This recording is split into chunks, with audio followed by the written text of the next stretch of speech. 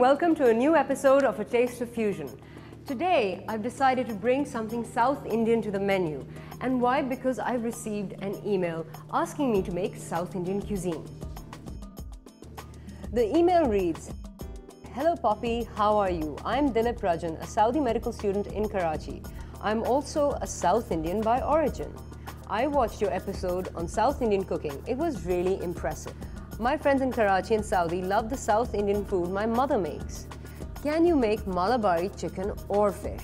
Thank you and take care." Well, Dilip comes from, a South Indian origin, which means that he has had phenomenal food all his life, because South Indian cuisine varies from region to region and all the different spices that are involved are really vast. So what I've decided today is I'm going to somehow bring them into our kitchen and inculcate the variety to create a beautiful Malabari roasted fish. Okay, the reason why I've chosen Malabari fish today is because it comes from the region of Kerala. Now, the Malabari people are essentially Muslim and they are lucky to have a vast coastline, so fish is a key ingredient in their cuisine. Now, another key ingredient in Malabari cuisine is coconut, and coconut in a variety of different forms. Here I have some fresh coconut that's been sliced up. I've got some coconut cream and some dried coconut, and of course I'm going to incorporate all of that. And let's not forget tamarind, which is utterly and truly essential, which we know as imli. Now essentially what we're going to do today is I'm going to prep my fish and I'm going to roast it. Again, Malabari fish can be made in two ways. You can fry it or you can roast it. I'm choosing for the latter. Why? Because it's much more healthy. And then make my tamarind and coconut cream sauce and involve some carrots and some mushrooms to give you those curried vegetables that you get in Malabari cuisine. So now I've got to move my stuff to that side and get cooking. Okay, so I'm about to prep my fish, which is known as a mora or the princess fish. Now, I've kept it whole. That means I've just had the scales taken off, the cavity cleaned out, and all the glands at the back of the head sort of taken out, because you need to get rid of those. Okay, I'm ready to get started, and I'm going to start off with prepping my fish. First things first, I'm going to create little incisions in my fish on the sides so they can take in all the flavors that I'm going to rub on. So, one nice slice with a knife. Make sure that you don't go all the way through. And do the same on the other side. Okay, next I'm going to use some, a variety of spices that go into this fish. For example, coriander powder, got some red chili flakes, some cumin, of course salt, and some mustard seed. Now, mustard seed is essential in this, but what I'm going to do here is that I'm just going to fill the gaps with some mustard seeds so they're held inside, they don't come spilling out. And it's a lovely piece of fish. This is also known as princess fish, just in case you're wondering and you don't know what you're getting at the supermarket. So just salt the outside, not too much. Little red chili flake again, rub it in.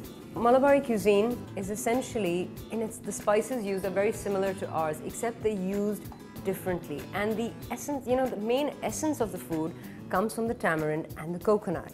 So you can use coriander powder, you can use turmeric, salt, cumin. But if you add in coconut powder with that, you get a completely different taste altogether. So essentially, you think that the food's going to be ultra spicy, but the use of coconut breaks down that spice and makes it ever so subtle and gentle a flavor. Okay, so now I've salted, red chilied, and coriandered the outside of my fish. Now I'm going to fill the cavity. Now in filling the cavity, I'm going to use the two essential elements, tamarind water, and not too much because it will spill out, so I just basically want the inside to get coated. And also because when I'm roasting this fish, I'm roasting it inside out. So all the flavor is in the center. Then to hold the tamarind water there, I'm going to use the dried coconut. So let that soak. I'll use my hands and just rub it in.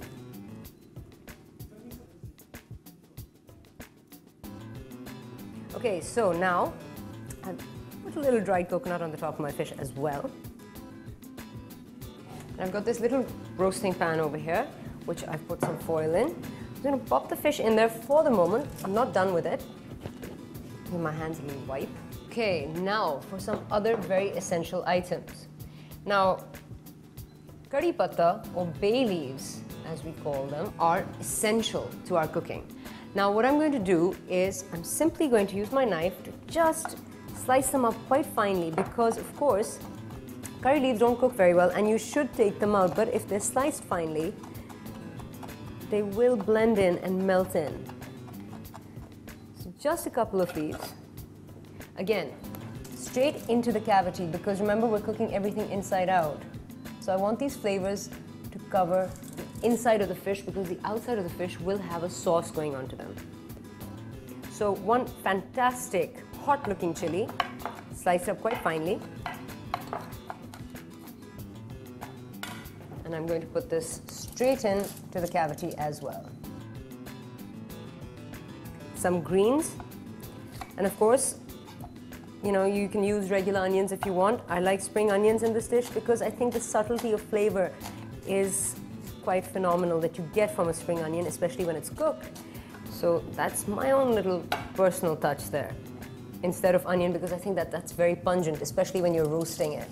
Again, into the cavity. A little pocket of treasure.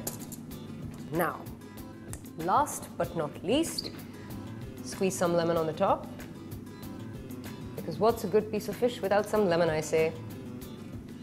And what the lemon will do is it'll help bring all these flavors together and start the acidulation process, which is basically breaking down the chilies, the sugars, sort of letting all the juices flow out of the fish, but not too much.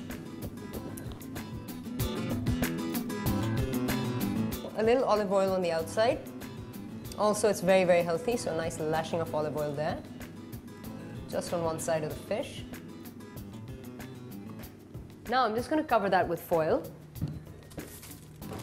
And this is going to go into my oven, which has been preheating at 120 degrees for about 25 minutes.